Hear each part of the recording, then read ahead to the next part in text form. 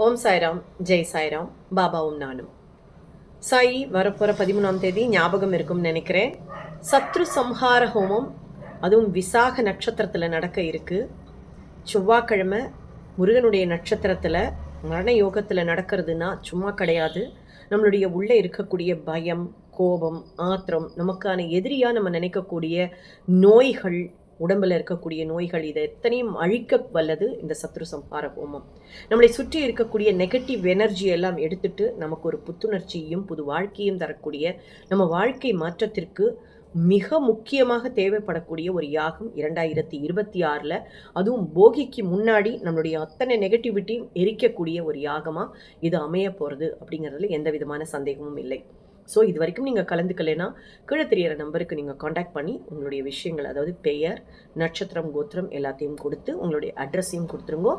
நேரடியாக வர முடியலைனாலும் உங்களுடைய வீடு தேடி யாக ரட்சையோட சுபமங்கல பொருட்கள் அனைத்தும் வந்து சேரும். இந்த தடவை நம்ம வேல் கொடுக்க போகிறோம்.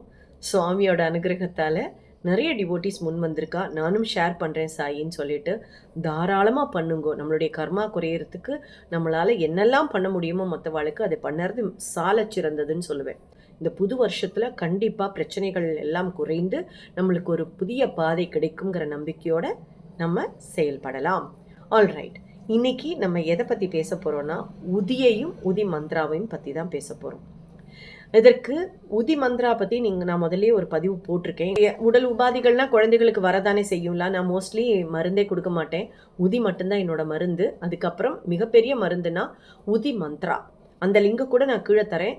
டெய்லி அதுவும் விஷ்ணு சகஸ்ரநாமம், கஷ்ட நிவாரண மந்திரம், ஸ்ரவண மஞ்சரியும் கேட்டாலே போதும்.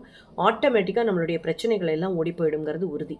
இது நான் சொல்லலை, அது ஒவ்வொரு நாளும் நடந்துட்டு இருக்குங்கிறதுக்கு இதெல்லாம் ஒரு உதாரணம். சரி, என்ன நடந்தது அப்படின்னா, என்னோட பையனுக்கு திடீர்னு வந்து பார்த்தோம்னா பயங்கரமாக வயிற்று வலி. வயிற்றால் ஒரு பக்கம் போகிறது, இன்னொரு பக்கம் வாமிட்டும் பண்ணுறான். என்ன பண்ணுறதுன்னு தெரியல அவனுக்கு. அம்மா ரொம்ப வலிக்கிறதுன்னு சொல்லிட்டு இருந்தான். அப்போ நான் சொன்னேன், வாமிட் வேறு பண்ணுறதுனால தண்ணியை குடிச்சிக்கோ, ஏன்னா டீஹைட்ரேட் ஆகிடக்கூடாதுங்கிறதுக்காக தண்ணி கொஞ்சம் சுகர் போட்டு இதெல்லாம் கொடுத்துட்டே இருந்தோம். ராத்திரி 1 மணிக்கு வாமிட் பண்ணான். படுத்துன்னு தூங்கின்னு இருந்தவன் திடீர்னு எழுந்து வாமிட் பண்ணான். அப்போலேருந்து தொடர்ந்தது.